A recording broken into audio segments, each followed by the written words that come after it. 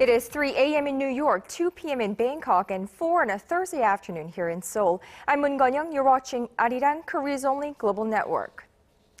Now, this just coming in, President Park Geun-hye has nominated Ahn Dai-hee, a former Supreme Court justice, as the new prime minister. Presidential office spokesperson Min Kyung-wook earlier this Thursday said Ahn's integrity in the judicial community was a key reason for his appointment, as the new prime minister will lead the administration's campaign to root out irregularities in the public sector. Now, Ahn has a track record for investigating cases of corruption in politics and also spearheaded the ruling Saenuri Party's political reforms ahead of the 2012 presidential election. Outgoing Prime Minister Chung offered to resign late last month over the government's response to the Sewol-ho Ferry disaster. Now, as part of President Park's recent promise of sweeping reforms, she also accepted the resignations of her top presidential security advisor, Jang-soo, and National Intelligence Service Chief, Nam Jae-joon. And President Park Geun-hye has called on her senior secretaries to clearly distinguish the roles of the National Security Council and the soon-to-be-established Safety Ministry.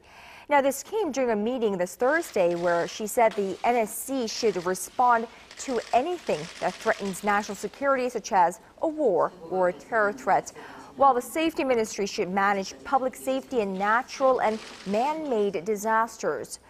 She also said the new safety minister should take on the role of special affairs minister, who will likely assume authority over the control tower in times of disasters.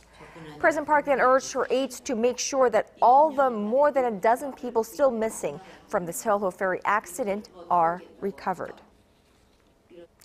Now, for the thousands of candidates running in the June 4th local elections, the campaign trail has finally begun. Well, given the sense of grief and sorrow that remains over last month's Sewol-ho Ferry disaster, campaigns will be noticeably toned down compared to years past. Our political correspondent Kim Young-gil has more. The campaign period for the June 4th local elections began Thursday, but candidates have been encouraged to tone down their campaigns in light of April's ferry disaster. Both the ruling Saenuri Party and the main opposition New Politics Alliance for Democracy, or NPAD, consider the elections an opportunity to gain the upper hand. The June 4th poll will see more than 3,900 local administrative and legislative positions filled. Incumbent Seoul Mayor Park Geun-hye of the main opposition party, who is running against the ruling party's Chung Mong-jun, started his campaign at Seoul's busy Gangnam Station, where he greeted commuters. Koreans, especially Seoul citizens, start their hard life from the morning, cramming into subway trains. There is a problem with the quality of people's lives. Chung Mong-jun spent part of his first day campaigning at the Yeongcheon Traditional Market. This market is located in the center of Seoul, with convenient transportation nearby. I will work with local district members to make sure this market is cleaner and more attractive. All candidates in the local races are expected to focus heavily on safety-related pledges, seeking to win support from a general public disappointed and frustrated with the government's handling of the Sewol-ho Ferry disaster. The Saenuri Party is adopting an apologetic approach. The NPAD is expected to target the government, citing a perceived lack in competence in safety management. The main opposition candidates are hoping to draw voters away from the conservative competition to send a clear message to the Park Geun-hye administration. In the latest polls, the ruling party is lagging behind the main opposition party in key regions such as Seoul and the western port city of Incheon. Ruling party candidates have seen their support crumble in the wake of the ferry accident. Kim Young-gil, ARIRANG News. Now let's shift our focus to the latest in the investigation of the Sewol-ho Ferry disaster. Prosecutors have been granted a warrant to detain the practical owner of the ferry operator. Now they just have to find him. Yoo Byung-won has been on the run from authorities since Friday now after failing to show up for questioning by prosecutors. Today's detention warrant was issued a day after authorities searched a religious compound thinking that he was hiding out there. Well, prosecutors also say that you also destroyed evidence related to the deadly Sewol-ho Ferry accident. Yu faces a number of charges including embezzlement and tax evasion. Hot on the heels of President Park's pledge to shake up the cabinet after the government's poor response to the Ferry disaster, the prosecution has announced plans to crack down on so-called bureaucratic mafias, those with collusive ties between the government and the public institutions. ARIRANG News' Connie Kim reports. The prosecution will soon set up 18 special investigation teams across the nation to root out corruption, with a focus of ending collusive ties between government officials and the industries they regulate. The decision was made at an emergency meeting of senior state prosecutors Wednesday afternoon. Prosecutor General Kim Jin-tae said the district public prosecutors' offices will each form special teams charged with stamping out corruption involving civil servants. Probe must not stop with punishing individuals. We will root out the structural causes of corrupt ties between government and private institutions by changing the mindsets of bureaucrats. The prosecution will crack down on collusive ties between bureaucrats and the industries and companies they regulate. It's common for retired bureaucrats to be hired by companies and public institutions that expect them to pressure their former colleagues or subordinates to ignore corrupt or irregular practices at the organizations. So-called parachute appointments, which allow public sector officials to get jobs in industries they were once charged with regulating, will also be under probe. Institutions that are tasked with overseeing public infrastructure directly related to safety, including ships, railways, and nuclear power plants, will be looked into with priority. To clamp down on profits made through corrupt practices, prosecutors are proposing a law to confiscate hidden assets amassed by current or former civil servants through bribery and other illicit means. After President Park Geun-hye apologized for the government's poor handling of last month's Ferry disaster, which he blamed partly on corruption, prosecutors at the western port city of Incheon raided Lee In-soo, a top official of the Incheon Port Authority. Lee, a former board chairman of the Korea Shipping Association and a retired official of the Oceans Ministry, has been charged with embezzlement. Connie Kim, ARIRANG News.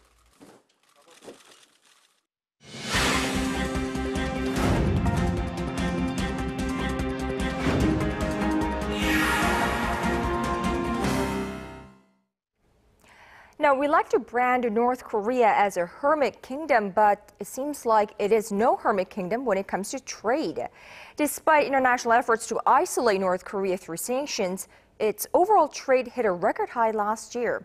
Our UDN explains. While the rest of the world has slammed the door on trade with North Korea for its ongoing nuclear threats, China is going the other way. South Korea's state-run trade agency says North Korea's total overall trade amounted to an all-time high of $7.3 billion last year. Most of that was from China. Dependence on its only remaining ally has been growing since 2005, making up nearly 90% of North Korea's trade across borders as of 2013. Beijing joined international efforts to further isolate Pyongyang following its nuclear test in February last year by strengthening trade restrictions, but evidently to not much effect.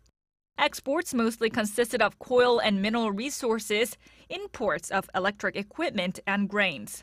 Russia is also rising as a close trade partner as well, with trade between the two countries up 37% last year. This is mostly due to a spike in imports of materials needed for the Nasan-Hasan project, which is a railway connecting North Korea and Russia.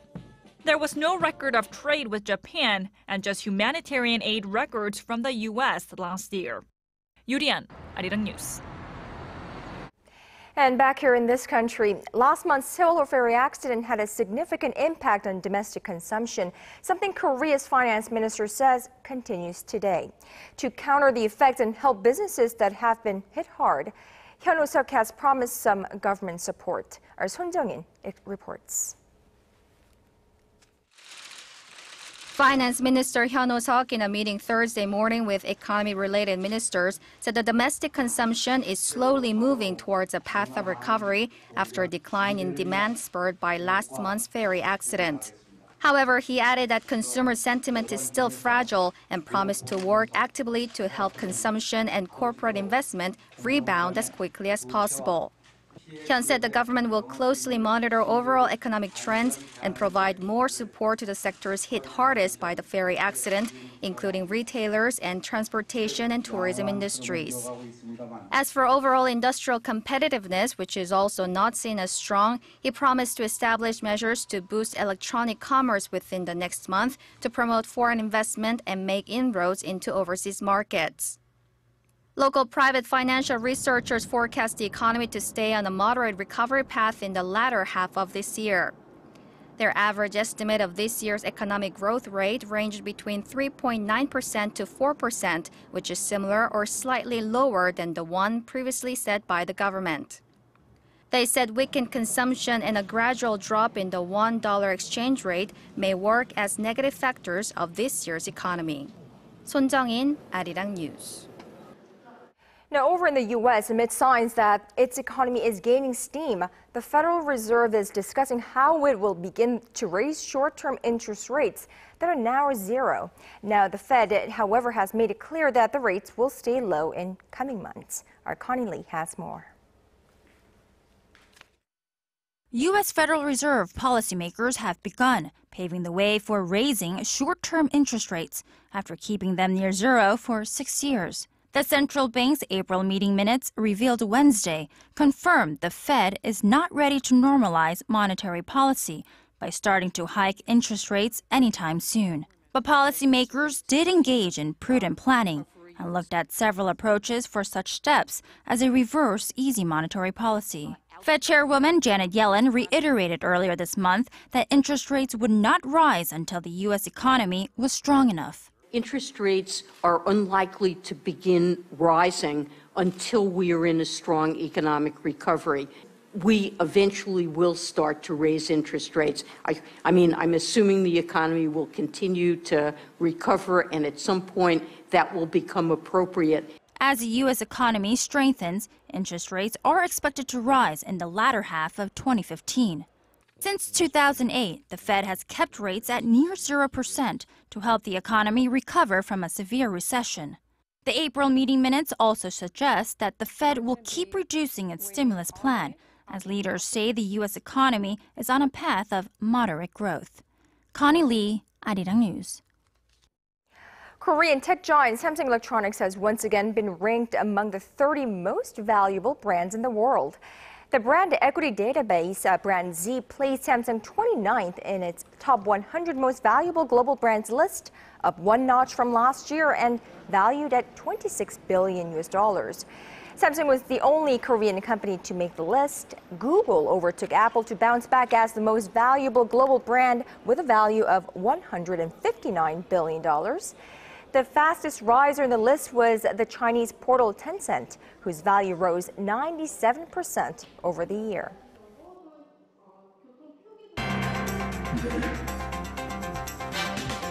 When the latest news meets the latest business stories, we give you a bigger and better picture of the world. Business Today with Min Kyung-wook, every weekday, only on ARIRANG.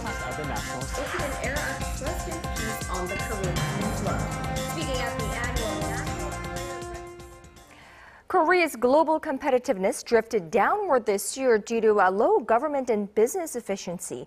Now, in its World Competitiveness Report 2014, the Switzerland-based International Institute for Management Development said Korea dropped by 4 notches to 26th out of the 60 ranked economies. Now, among 4 main sectors that determine the nation's competitiveness, economic achievements and infrastructure remained unchanged for this country, while government and business efficiency dropped. The U.S. topped the list with Switzerland and Hong Kong in 2nd and 3rd, respectively. Japan was 21st and China 23rd, both above Korea. And when it comes to labor rights, you will find it difficult to find any other country that rank worse than South Korea. Well, that is according to the International Trade Union Confederation, which gives Korea the worst possible ranking of level 5 in its Global Rights Index. Now, level 5 means there is no guarantee of rights in the country. The index classified 139 countries into 5 different levels based on 97 categories related to the protection of workers. The organization cited Korea's mass layoffs of union workers after a railway strike and opposition toward creating a union for civil servants as reasons for the low grade. Now, on the other side of the spectrum, Denmark, Norway, and Belgium top the list as the best countries to work in. Now, on a much different note, it is International Day for Biological Diversity, which is a day designated by the United Nations more than 2 decades ago to raise awareness of biodiversity issues.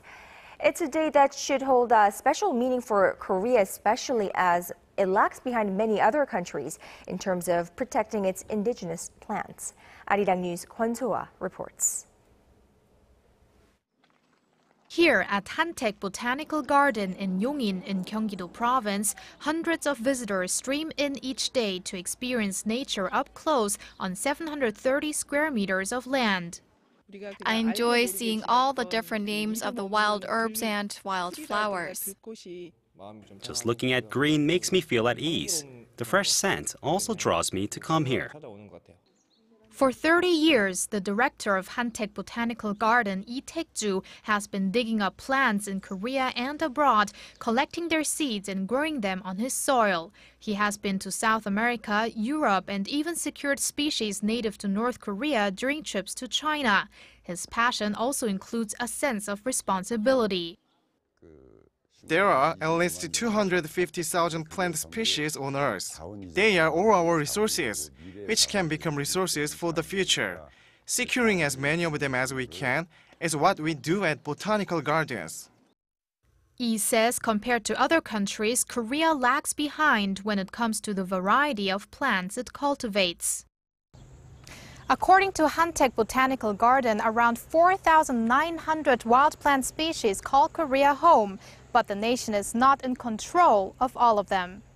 When Korea was hit by the Asian financial crisis in the late 90s, major plant nurseries were taken over by foreign companies. It's why today Korea has to pay royalties for some plants of native heritage when importing them from abroad. Take the Miss Kim lilac as an example. It was discovered by an American collector in Seoul's Dobongsan Mountain in the 70s, but now Koreans must re-import it and pay fees to enjoy the flower. Public indifference to the matter and a lack of government support are blamed for the lack of protection for native seeds. There are still many resources we have to excavate, which could have new functions or features. We need more plant breeding specialists to develop new plant varieties and commercialize them. In hopes of raising awareness to the issue, botanical gardens like Hantaek are running education programs to garner interest in plant diversity and their protection at an early age. Kwon-soa, ARIRANG News.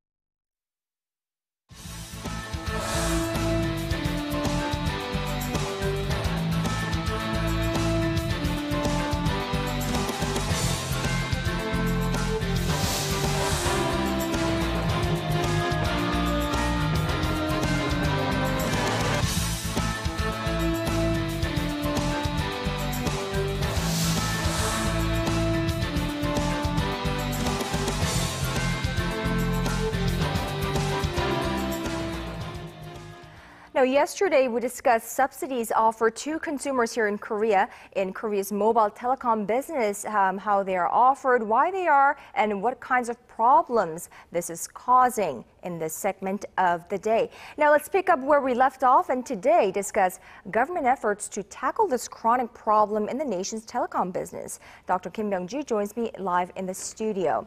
Welcome to the program. Thank you. So a new law called the Handset Retail System Improvement Law, that's a mouthful, right. Has passed the National Assembly and it awaits implementation right. in the coming months. So what does this law do? I mean, how will we benefit from this law? The keywords for the new law, I guess, include stronger emphasis on rule of law and then fairness, sense of fairness, and also transparency. What I mean by a stronger emphasis on rule of law is the punishment, repercussion against violating these regulations have been strengthened under this new law. So these service providers who violate or go around these kind of rules will face tougher fines, larger fines, and tougher other kinds of measures as a punishment. And fairness, we were talking about yesterday, all these random deep discounts that are offered to the consumers out of blue, basically, and they want to get rid of that. They believe that's unfair totally, so they have to make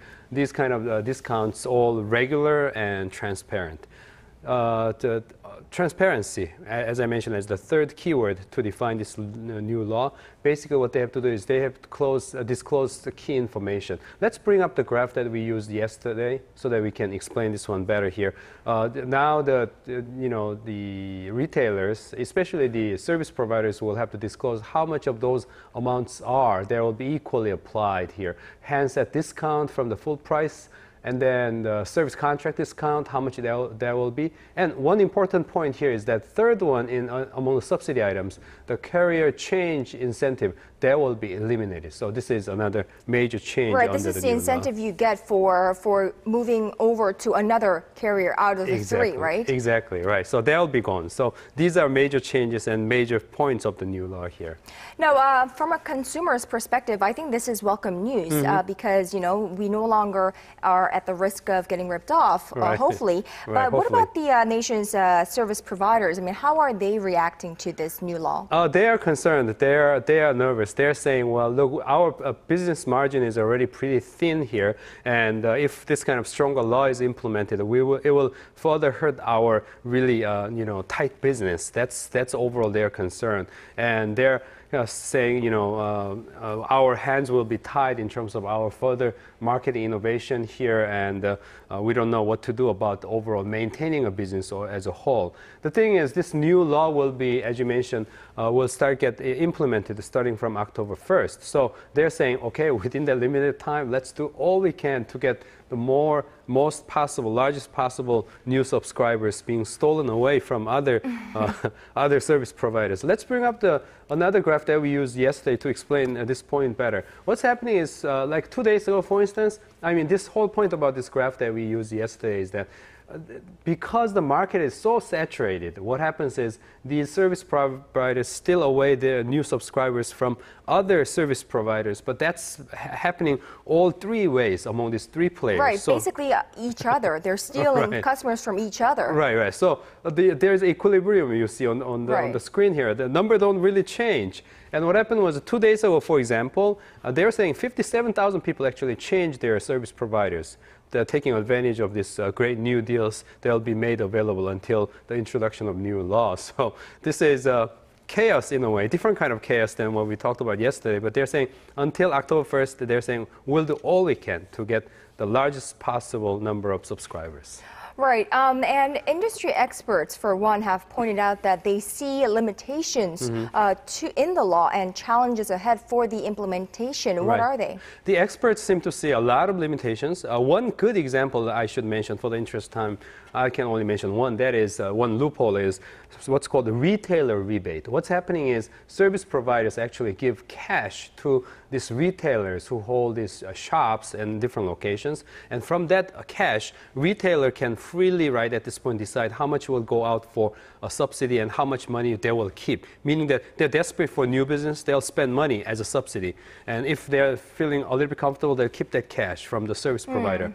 And in the new law, there's no clause touching upon this practice. So they're saying this practice will be further abused and they will get to see more of confusion in the future. That's one example of a loophole under the new law.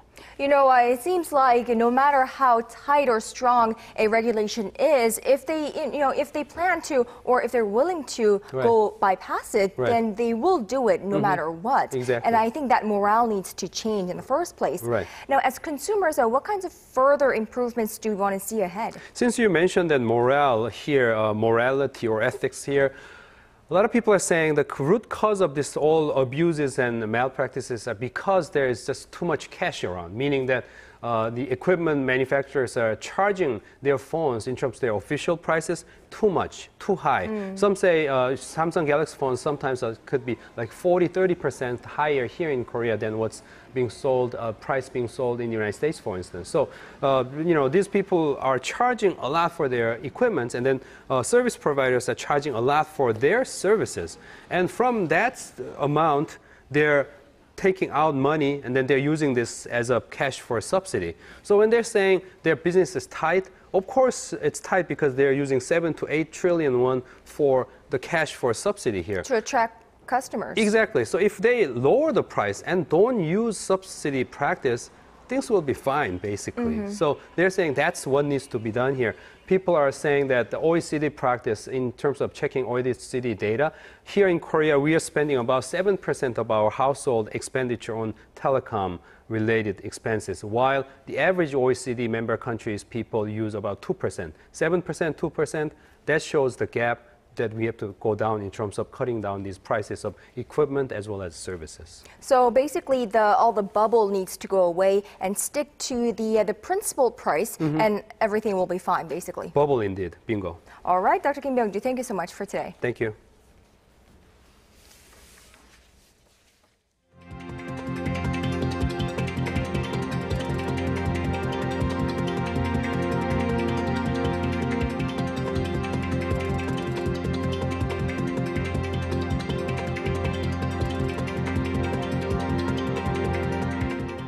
That's your business today on this Thursday. Thank you for watching, and do join us again at 6 p.m. Korea time on Early Edition at 6.